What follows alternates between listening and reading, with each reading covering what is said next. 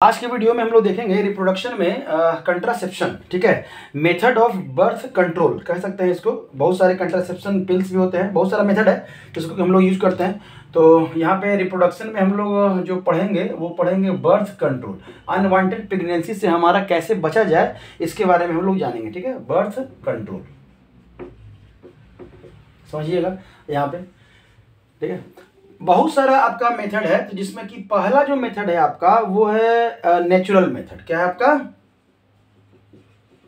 Natural method. देखिए, birth pregnancy तभी होगा जब आपका स्पर्म जो है ना एग के साथ क्या करेगा, फ्यूज करेगा। अब स्पर्म को एग से फ्यूज नहीं करने देने का बहुत सारा तरीका है, उसी में एक है आपका नेचुरल मेथड। दूसरा जो है आपका वो क्या है, बैरियर मेथड। क्या है आपका? बैरियर मेथड, ठीक है। दूसरा जो है आपका क्या है, आपका बैरियर मेथड है। तीसरा जो अगर हम लोग बात करते हैं तो आपका है वो intrauterine device, UD, IUD. आजकल ऐड वगैरह देखे हैं ना, तो ये सब आपको दिखते रहता है। इंट्रा यूटेराइन डिवाइस, शॉर्ट में इसको हम लोग IUDS कहते हैं, IUDS, ठीक है। डिवाइसेस उसी का ऐसा है यहाँ पे। अगर 4 नंबर हम लोग देखें तो आपका क्या है, ओरल कंट्रासेप्टिव्स, मतलब खाया जाना दवा के रूप में जो हम लोग यूज करते हैं, तो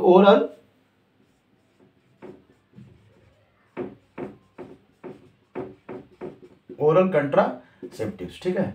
और 5वां नंबर जो आपका आता है मतलब क्या उसको कह सकते हैं, इंजेक्शन के रूप में जो हम लोग है ना ये करते हैं। तो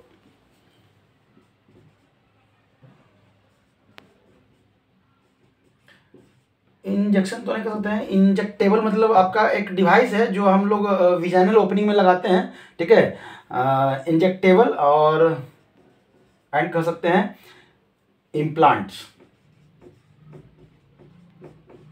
इन सब के बारे में हम लोग धीरे धीरे जानेंगे। और 6 नंबर जो है आपका वो सर्जिकल मेथड है,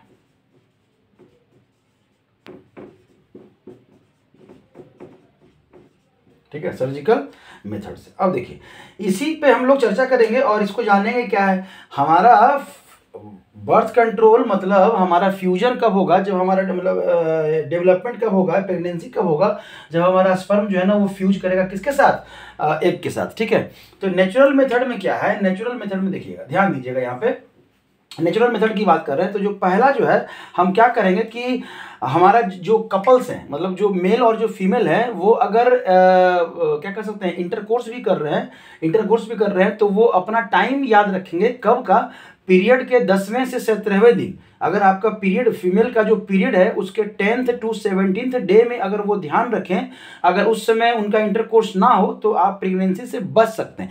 परसेंटेज बच सकते हैं, 100% नहीं कर सकते हैं। तो कह सकते हैं इसमें avoid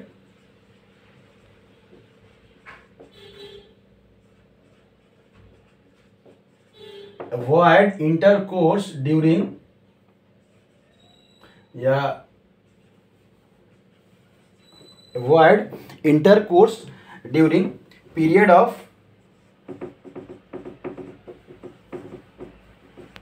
10 to 17th day of menstrual cycle.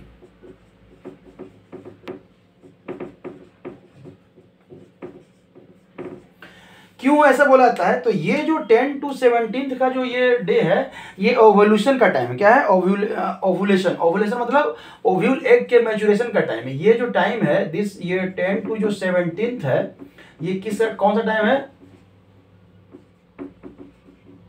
Ovulation time है, ठीक है, ओवुलेशन टाइम है। तो इस समय पीक पे रहता है और कह सकते हैं कि आपका फर्टिलाइजेशन का, आपका फ्यूजन का जो है ना, स्पर्म और एग के फ्यूजन का चांस सबसे ज्यादा होता है। तो इस पीरियड में अगर हम लोग अवॉइड करें इंटरकोर्स का, तब क्या हो सकता है कि हम लोग बच सकते हैं अनवांटेड प्रेगनेंसी से, या कह सकते हैं बर्थ कंट्रोल में हमारा ये हेल्प रहेगा। ये नेचुरल मेथड है। क्या है? नेचुरल मेथड है। समझ में आया? तब क्या कर सकते हैं, नेचुरल मेथड में ही हम लोग कह सकते हैं कि अभी जैसे मान लेते हैं अगर इंटरकोर्स हो रहा है, तो इंटरकोर्स में आप क्या करेंगे, या तो इंटरकोर्स में नेक्स्ट जो है हम लोग कह सकते हैं, ये अभी इसी का चल रहा है, ठीक है, ये ध्यान दीजिएगा, ठीक है, इसी का हम लोग अभी नेचुरल मेथड का ही हम लोग बात कर रहे हैं। आप कह सकते हैं कि पेनिस को क्या करेंगे, रिमूवल ऑफ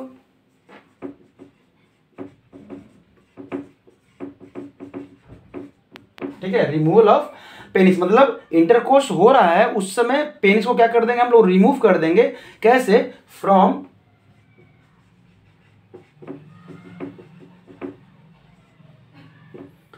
विजाइना, ठीक है, फ्रॉम विजाइना से। कब, बिफोर इजेकुलेशन।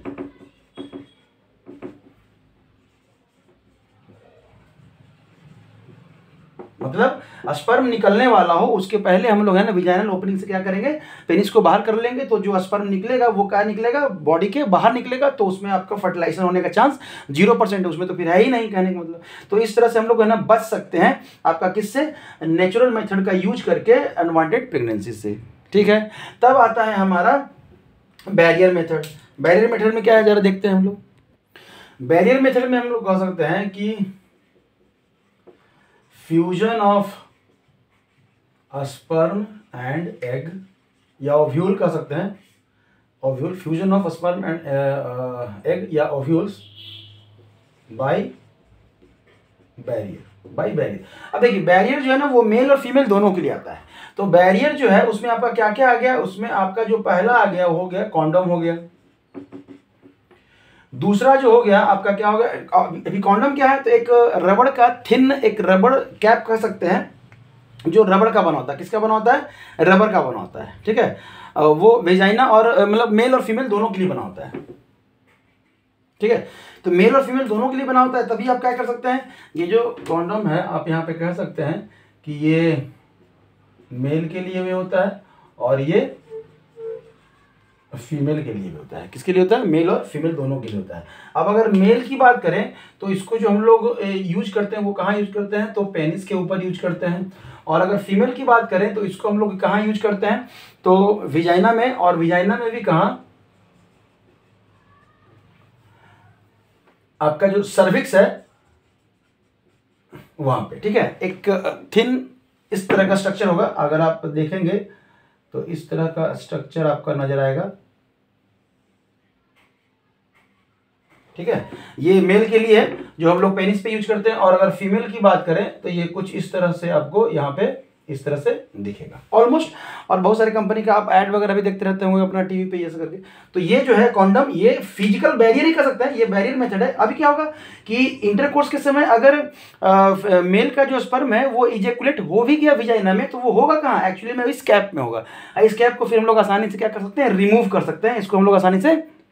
तो या तो मेल यूज करें या फीमेल यूज करें, दोनों कंडीशन में क्या होगा, आपका जो स्पर्म है वो विजाइना अंदर फिजिकली अंदर नहीं जाएगा, अंदर ही निकलेगा, लेकिन वो क्या हो जाएगा, इस कैप में निकलेगा। आप इस कैप को रिमूव कर दीजिए, आपका स्पर्म विजाइना में गया ही नहीं, सर्विस के थ्रू जब पहुंचा ही नहीं, तो वहां पे फ्यूजन से आप बचेंगे। समझ में आया, कोई दिक्कत। ये मेल और फीमेल दोनों के लिए होता है, ये याद रखिए, ये इंपॉर्टेंट है, ठीक है।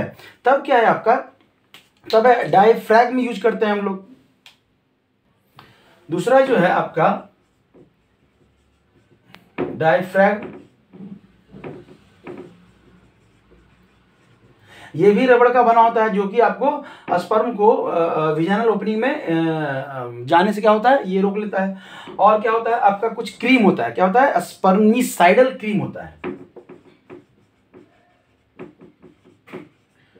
स्पर्मिसाइडल क्रीम, क्रीम मतलब ये स्पर्म को एक तरह से क्या कर सकते हैं, ये डीनेचर करने वाला क्रीम होता है, जिसको कि हम लोग यूज कर सकते हैं बैरियर के रूप में। समझ में आया। मेन आपका है कि मेल और फीमेल गैमेट्स के फ्यूजन को आपको रोकना, ठीक है। चलिए तब आते हैं हम लोग IUD में, इंट्रा यूटेराइन डिवाइस में, ठीक है। इस डिवाइस की बात करें तो एक कॉमन नेम आता है जो है आपका कॉपर टी। क्या है आपका, कॉपर टी। ऑलरेडी हम लोग यूज करते हैं, ठीक है। हम लोग यूज करते हैं इन द सेंस कि हमारे फीमेल जो है ना वो यूज करते हैं, ह्यूमन फीमेल्स इसको यूज करते हैं। इसका जो सबसे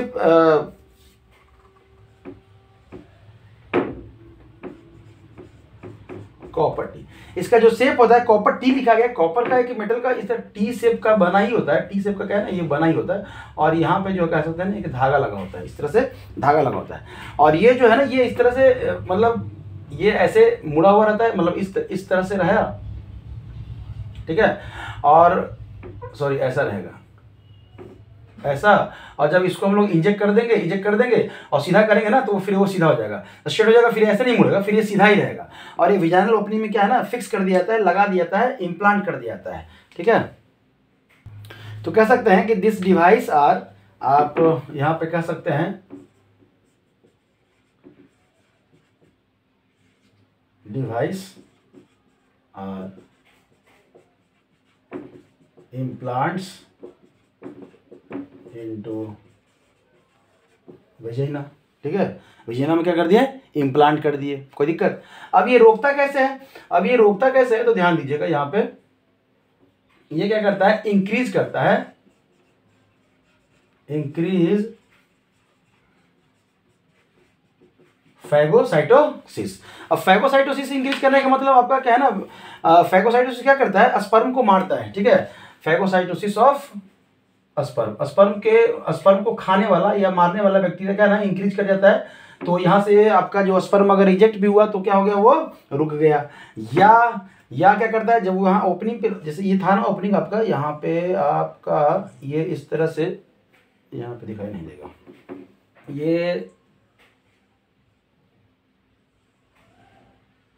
ये जो विजाइना था यहाँ पे, तो यहीं पे ये प्रॉपर्टी जो है ना इस तरह से लगा दिया जाता है यहाँ से, और इधर से फिर बाद में ये आपका ओवरी ऐसे करके,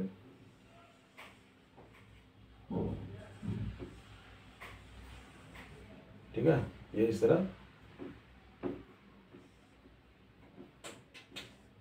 ठीक है। यहाँ पे था आपका ये सर्विक्स था, यहाँ पे ये सर्विक्स है आपका, ये विजाइनल ओपनिंग, ये सर्विक्स, यूटेराइन फॉलोपियन ट्यूब वगैरह ऐसा करके, तो यहीं पे ये लगाया जाता है यहाँ पे, ठीक है। तब क्या करता है, ये सप्रेस करता है, स्पर्म के मोटिलिटी को भी सप्रेस करता है, मतलब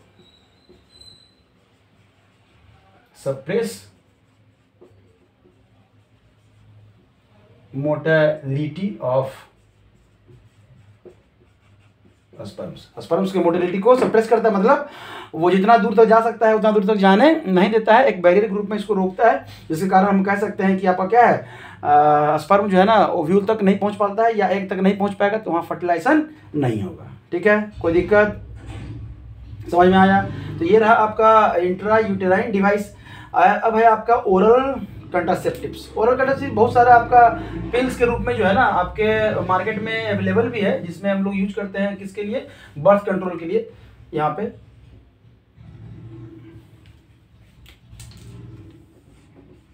ठीक है, तो ओरल पिल्स है, ऊपर से हम लोग दवा के रूप में क्या कर सकते हैं, इसको हम लोग खा सकते हैं। ये भी क्या करता है, ये जो है वो फ्यूजन को क्या करता है, रोकता है। जो पिल्स होते हैं ना, ये जो पिल्स होते हैं जिसको हम लोग ऊपर से लेते हैं, ये क्या होते हैं आपका हार्मोनल, एक तरह से हार्मोन्स के बने होते हैं। और हार्मोन्स में भी कौन सा, तो जो होते हैं ये दे आर आइदर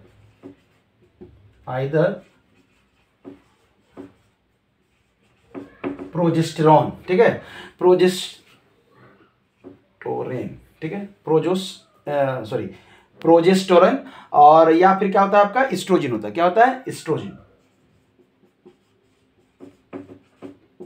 ये करता क्या है, तो ये जो है ना अल्टर करता है, ये आपका क्या करता है, आपका अल्टर करता है किसको, ओव्यूलेशन को। तो आप यहाँ पे लिख सकते हैं, एक लाइन लिखने में इतना डिटेल में नहीं आएगा, बस समझने के लिए, अगर समझ गए हैं तो वो अच्छा है आपके लिए, ठीक है। यहाँ पे आपका ये क्या करता है, यहाँ पे आप लिख सकते हैं, अगर एक नंबर में आ गया तो आप लिख सकते हैं, they alter the process of ovulation. Ovulation को क्या करता है, ये अल्टर करता है, ठीक है। तो वहां से आपका अब ये जो पिल्स हैं, ये बहुत सारे आपके नाम से जो है ना आपको नजर आएंगे। क्या क्या नजर आएंगे, तो सहेली हो गया आपका, बहुत सारा हो गया, मतलब जो क्या करता है, पहले बहुत सारा हम लोग है ना पिल्स यूज किया करता था। तब ये क्या था ना कि डेली बेसिस पे, डेली आपको एक पिल्स फीमेल को जो है ना ये लेना होता था। अगर ये नहीं ले रहे हैं तो फिर उनका दिक्कत होता था। ये क्या करता है, प्रोजेस्टेरॉन और एस्ट्रोजन के लेवल को क्या करता है, बढ़ा देता है।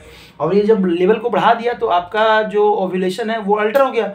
अब जब ओव्यूलेशन अल्टर हो गया तो आपका स्पर्म आएगा भी तो भी आपका उससे फर्टिलाइज नहीं कर पाएगा, ठीक है। तब है कि इसके साइड इफेक्ट्स भी बहुत थे। इसके क्या थे? साइड इफेक्ट बहुत थे। बिना डॉक्टर के परामर्श के हम लोग इसको यूज नहीं कर सकते हैं। अगर डॉक्टर के बिना परामर्श के यूज कर सकते हैं तो किसी किसी वुमेन्स में ऐसा करके देखा गया है, फीमेल्स में, कि उसका साइड इफेक्ट भी है कुछ, मतलब ओवरवेट हो जाना, या फिर कह सकते हैं कि हेडेक हो जाना, या कह सकते हैं कि कुछ बहुत सारा अलग अलग फीमेल्स में कह सकते हैं ना, अलग अलग आपका सिम्टम ऐसा देखा गया।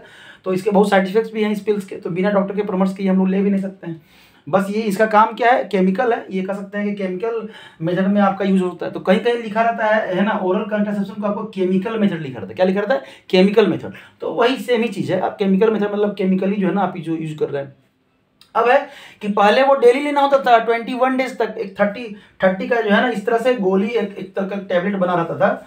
और यहाँ पे 1 2 3 4 5 6 7, फिर 1 2 3 4 5 6 7, 1 2 3 4 5 6 7। और उस पे देखिएगा, अगर आप नेट पे भी सर्च करेंगे तो लास्ट वाला जो ये 7 है वो अलग कलर का हुआ करता था। ठीक है, अलग कलर का हुआ था। मतलब मेनली तो 21 डेज तक ही आपको जरूरत है। 21 डेज के बाद जो ये होता था ना, ये विटामिन का होता था। तो विटामिन का हो गया। अब ये जो बाकी जो यहाँ पे 21 हैं वो आपके प्रोजेस्टेरॉन और एस्ट्रोजन लेवल को क्या करते हैं? अल्टर करते हैं। देखिए, प्रोजेस्टेरॉन और एस्ट्रोजन जो हार्मोन्स है वो प्रेगनेंसी में हेल्प करता है, मेंस्ट्रुअल साइकिल में हेल्प करता है, लेकिन इसके लेवल को अगर बढ़ा दें तो वो प्रेगनेंसी को क्या करेगा? अवॉइड करेगा। क्या करेगा? अवॉइड करेगा। तो वही काम करता है। तो ये दवा से जो है ना साइड इफेक्ट क्या था ना कि ओवरवेट हो गए, कुछ मोटे हो गए, तो ये मतलब हेडेक आ गया, बहुत सारा अलग अलग फीमेल्स का अलग अलग था। अब है कि वो 28 डे मतलब पूरे महीने खाना था। अब ये कि बहुत सारे ऐसे पिल डेवलप हो गए हैं जो 72 आवर्स, मतलब आपका इंटरकोर्स हुआ है, आपका स्पर्म है ना इजेकुलेट हो गया, तब है कि 72 मतलब 3 दिन के अंदर अगर एक पिल्स आता है 72, उसका नाम ही है 72 आवर्स। तो उसका अगर वो अगर ले लेंगे, चेक करेंगे, तो जो काम इसका है 20 वही काम वो भी करेगा, तो बचेंगे। या इंजेक्शन आ गया है केमिकल में, बहुत सारा इंजेक्शन हो गया है कि अगर मेल लगवा लें तो 1 साल तक, 1 साल 6 महीना 3 महीना कैसे करके इंजेक्शन आता है कि अगर लगवा लें तो उनका स्पर्म का क्वालिटी जो है ना वो क्या हो जाएगा? कम हो जाएगा। तो वो भी आपको क्या कर सकते हैं? बचा सकता है, आपको प्रेगनेंसी से बचा सकता है। या फीमेल अगर ले लें तो वो भी बच सकते हैं। समझ में आ रहा है? तो ये रहा आपका केमिकल मेथड से जो है ना हम लोग बचेंगे। तब है आपका इजेक्टेबल और इम्प्लांट, वही है इजेक्टेबल और प्लांट। मेन है हमको ये पढ़ना है आपका सबसे इंपॉर्टेंट जो है ये, क्योंकि इसका आपको डायग्राम भी पूछेगा, इसका डेफिनेशन भी पूछेगा, ये बहुत इंपॉर्टेंट है। और तब है आपका इसमें ये वाला, तो ये दोनों सबसे ज़्यादा इंपॉर्टेंट है, इन दोनों पे ध्यान देना है। लास्ट वाला हम लोग देखते हैं, इसमें फिगर भी बनाना है। जब हम लोग फिगर बना रहे थे आपका वहाँ पे बतलाए थे, वहाँ पे फिगर बतला दिए थे, आप उस वीडियो में जाके देख सकते हैं। यहाँ इसका 2 टाइप है सर्जरी का जो है ना 2 टाइप है, जिसमें कि पहला जो है आपका सर्जिकल का 2 टाइप है, जिसमें पहला है आपका वैसेक्टोमी, और जो दूसरा है आपका ट्यूबेक्टोमी। जब हम लोग मेल रिप्रोडक्टिव सिस्टम और फीमेल रिप्रोडक्टिव सिस्टम पढ़ रहे थे तो वहीं पे आपको इसका स्ट्रक्चर बना दिए थे। अब यहाँ पे हम बनाएंगे नहीं, वहाँ वो वाला वीडियो जाके देख लीजिए, आपको ऑलरेडी वहाँ भी क्लियर हो जाएगा। तब क्या है, इसमें क्या करते हैं, वैसेक्टोमी में है ना वासा डिफरेंस को क्या करते हैं हम लोग? कट कर देते हैं। वासा डिफरेंस को कट कर देते हैं। एक छोटा सा फिगर बना देंगे यहाँ पे, उतना अच्छे से तो नहीं बनाएंगे लेकिन फिर भी आपको है ना बना के दिखा दें। ये मान लेते हैं टेस्टिस है, और यहाँ से जो है ना आपका ये क्या कर सकते हैं, वासा डिफरेंस, ऐसे करके वासा डिफरेंस यहाँ से यहाँ तक आता है, और ये आपका टेस्टिस है, यहाँ से वासा डिफरेंस ऐसे करके आया। तो यहाँ पे होता क्या है, ये जो वासा डिफरेंस है इसी को क्या करते हैं लोग? कट कर देते हैं। इसी को क्या कर दिए? कट कर दिए। अब कट कर दिए और इसको क्या कर दिए? यहाँ पे बांध दिए, कट करके इसको यहाँ पे ऐसे करके बैरियर कर दिया। अब ये यहीं रह गया, ये यहाँ हो गया, अब ये बंद गया। तो यहाँ से अगर स्पर्म जाएगा भी तो यहाँ से आगे तो बढ़ेगा नहीं, जाएगा ही नहीं। तो फिर क्या होगा? स्पर्म आपका यहाँ से इजेकुलेट होगा ही नहीं, आपके पेनिस से स्पर्म क्या होगा? इजेकुलेट होगा क्या? नहीं होगा। तो आप बच सकते हैं। तो इस प्रोसेस को हम लोग कहते हैं वैसेक्टोमी। और ट्यूबेक्टोमी क्या है कि मान लीजिए आपका ये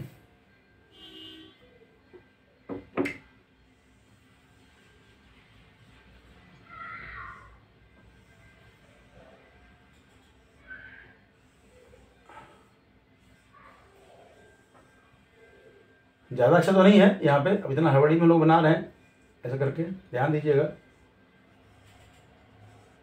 ये आपका ठीक है। तभी क्या है, यहाँ पे क्या कर दिए हम लोग, इसको कट कर दिए। आपका जो ट्यूब है, ये जो फॉलोपियन ट्यूब है, इसको कट कर दिए, तो ये क्या हो गया, यहाँ पे ये बैरियर हो गया, यहाँ पे ये कट गया, यहाँ से इसको काट दीजिए तो यहाँ पे ये क्या हो गया, आपका बैरियर हो गया। तब इसी को कहते हैं हम लोग ट्यूबेक्टॉमी। समझ में आ रहा है? तो मतलब रिमूवल या कटिंग ऑफ, क्या कर सकते हैं, वासा डिफरेंस, और उसमें कटिंग ऑफ फॉलोपियन ट्यूब। इसमें हम लिख सकते हैं a small portion of Vasa difference. आप क्या लिख सकते हैं, a small portion of Vasa difference. ठीक है,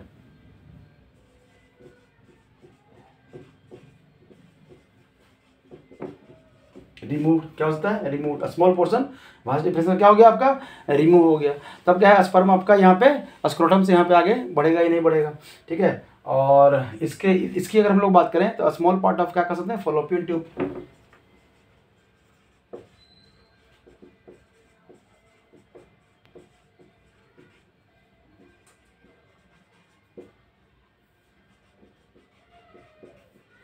क्या हो गया, रिमूव हो गया, small part of Fallopian tube remove हो गया। अब इसका फायदा क्या है, देखिए बाकी जितना भी मेथड हम लोग पढ़े, चाहे वो हम लोग केमिकल मेथड पढ़े, फिजिकल मेथड पढ़े, नेचुरल मेथड पढ़े, बैरियर पढ़े, वो आसानी से रिवर्स कर सकते हैं। मतलब अगर अभी हमको फैमिली प्लानिंग करना है, प्रेगनेंसी नहीं चाहिए, तो हम लोग वो सारे मेथड यूज करके आप कर सकते हैं, कोई दिक्कत नहीं है। जब आप वो सब मेथड रोक देंगे तो आपका प्रेगनेंसी का चांस बढ़ जाएगा। लेकिन इसमें क्या है कि अगर ये प्रोसेस अगर हम लोग सर्जिकल मेथड अगर हम यूज किए तो आपका रिवर्स होने का चांस कम हो जाता है। मतलब कि बाद में अगर मान लेते हैं इस जो लेडीज आपका वैसे ट्यूबेक्टोमी करवा चुकी है, अपना फॉलोपियन ट्यूब को कट करवा चुकी है ऑपरेशन के थ्रू, सर्जरी के थ्रू, और बाद में वो चाहे कि फिर से हम प्रेग्नेंट हो, तो इसको क्या करना होगा, फिर से आपको जोड़ना होगा। तो जोड़ने में ये 100% कारगर नहीं होता है। हाँ, ऐसे भी केस हैं कि बहुत सारी महिलाएं फिर से उनको प्रेग्नेंट होना है, तो फिर से ये क्या है, अपने फॉलोपियन ट्यूब को क्या कर लिए, जोड़ लिए, तो वो नॉर्मली है ना प्रेग्नेंट भी हुए और चाइल्ड को बर्थ भी दिए। लेकिन ये 100% श्योर नहीं है। तो यहाँ पे आपको प्रेगनेंसी का या कह सकते हैं रिवर्स होने का चांस क्या है ना, कम जाता है। ये सर्जिकल मेथड में आप कह सकते हैं कि रिवर्सिंग चांस इज लेस। यहाँ पे कह सकते हैं परसेंटेज ऑफ रिवर्सिबिलिटी। ठीक है, percentage of reversibility is very poor. ठीक है, इसको हम लोग रिवर्स नहीं कर सकते। हाँ, लेकिन ये मोस्ट इफेक्टिव पार्ट है। क्यों? क्योंकि अगर कट कर दिए तो आप कह सकते हैं कि फिर दोबारा प्रेग्नेंट होने का तो चांस ही नहीं बनता है। तो आप कह सकते हैं मोस्ट इफेक्टिव मेथड। ठीक है, मोस्ट इफेक्टिव मेथड है ये आपका ट्यूबेक्टोमी और वैसेक्टोमी। समझ में आया? कोई दिक्कत? ये इतना जो है आपका रहा आपका किसका, चाइल्ड बर्थ अनवांटेड प्रेगनेंसी को रोकने के लिए। इससे ज़्यादा नहीं पूछेगा। इसमें सबसे हमेशा वैसेक्टोमी ट्यूबेक्टोमी का पूछता है, तो आप स्ट्रक्चर बनाइए और उसको लिख दीजिए, बता दीजिए, आपका यहाँ से काम हो जाएगा। फिर से रिप्रोडक्शन का आप एनसीईआरटी पढ़िए। हाँ, इसका और भी जो एग्जाम्पल नजर आए, जितना भी, जैसे हम केमिकल, तो आपको पूछेगा एग्जाम्पल पूछेगा, केमिकल पिल्स जो है ना, केमिकल कंट्रासेप्शन जो है, उसको हम लोग क्या क्या नाम देते हैं। तो नाम जो मार्केट में चल रहा है, सिंपल सहेली हो गया, मालाडी हो गया, ये सब जो पिल्स थे पुराने, अब तो ये सब पिल्स चुके हैं ना, बहुत पहले का बात है, तो अब यूज उतना नहीं होता है। अभी जो है ना नए डेवलप हो गए हैं आपके बैरियर्स, इंजेक्शन के थ्रू हो गया, कोई मतलब लॉन्ग पीरियड के लिए 6 महीना के लिए, साल भर के लिए, 2 साल के लिए, 2.5 साल के लिए कॉपर्टी आ गया। कॉपर्टी में एक प्रॉब्लम क्या है ना, उस पर इन्फेक्शन होने का चांस बढ़ जाता है। फीमेल विजाना में इन्फेक्शन होने का चांस बढ़ जाता है। अभी वो इन्फेक्शन अगर आपके यूटेरस के थ्रू आपके ओवरी में चला गया, तो बाद में पूरे ओवरी को है ना काटना पड़ेगा। तो वहाँ पे तो अब वो यूज बहुत कम होता है, यूज होता है लेकिन कम होता है। तब क्या है कि जो सेफ मेथड है, जो आप कह सकते हैं कि या तो नेचुरल हो गया, या फिर बैरियर के रूप में जो कॉन्डम और डायफ्रैगम आप लोग यूज कर रहे हैं उसका हो गया। ठीक है, ये सेफ मेथड हो गया। समझ में आ रहा है? इसमें कि आपको इन्फेक्शन होने का चांस कम रहता है। बाकी ये जो है सर्जिकल मेथड, ये तो फिर कहना ही नहीं, है तो अल्टीमेट हो गया। ऑलरेडी हम लोग लिखे हैं सबसे इफेक्टिव। इसमें इन्फेक्शन का तो कोई मतलब बनता ही नहीं है, और ना ही प्रेगनेंसी होने का कोई डर रहता है। हाँ, कुछ ऐसे केस हैं जिनका वैसेक्टोमी हो चुका है, ऑपरेशन हो चुका है, सर्जिकल मेथड कर चुके हैं, फिर भी वो प्रेग्नेंट हुए हैं, तो वो डॉक्टर की लापरवाही कर सकते हैं। क्योंकि डॉक्टर जो है ना, वो लापरवाही, वो अच्छे से इसको ट्यूब को या तो कट किया नहीं, या फिर किया तो एक ही साइड किया, दूसरा साइड नहीं किया, या पता नहीं चला, झोला छाप डॉक्टर से दिखवा लिए हम लोग। समझ में आ रहा है? झोला छाप भी कहेंगे ना, नहीं तो ये सबसे मोस्ट कारगर प्रोसेस है जिसमें कि आप अनवांटेड प्रेगनेंसी से बच सकते हैं। तो इसको पढ़ें, स्टडी करें, और इसके बाद इस पूरे चैप्टर में अगर कहीं कन्फ्यूजन हो रहा हो, चाहे आपका एसेक्सुअल रिप्रोडक्शन हो, चाहे सेक्सुअल रिप्रोडक्शन हो, चाहे ह्यूमन में हो, मेल में हो, आपका प्लांट में हो, अगर कन्फ्यूजन हो आप बुक पढ़ें, बुक पढ़ने के बाद भी कन्फ्यूजन हो आप मैसेज करें, उस पर हम लोग विचार करके फिर से आपको वीडियो बना के अवेलेबल करवाएंगे। Thank you.